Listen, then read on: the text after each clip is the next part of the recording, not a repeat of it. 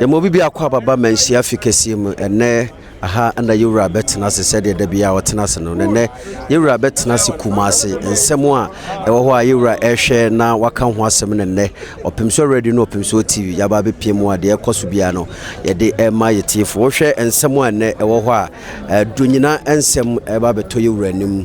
yefriwa yebekọ Apromase-Asawase eno so ensem ba beto yewura nim yenyina nim se Kaniago na wotwetwe mu no Kaniago nsem beto yewura nim nipa no makoma miensa no bi eprese Kaniago akonya ne yomodia yewura yesomo fanto ono abehwem na ene wafro mu aka akonya na asepa e de achem tene Kaniago nsem no so eba beto yewura enim yefriwa Kyidom enyenim se yewura afietwem no so asese no ensem bi ebedibia na enye no fiku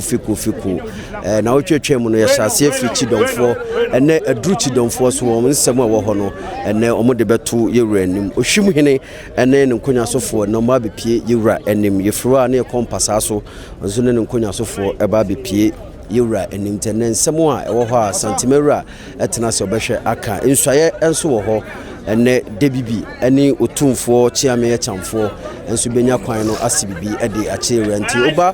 manhia fikesi me na nsemo a yewura tena se obehwe aka afiro no nimse yewura sori ade obia no Opemsuo radio no Opemsuo TV yahwefo ne atiefo ye de besom ye frem Fredu Agiman oba dwumadi a frem na adoma Kumasi Opemsuo 104.7 me na medi mu chia no Fredu ada ekosi efiada.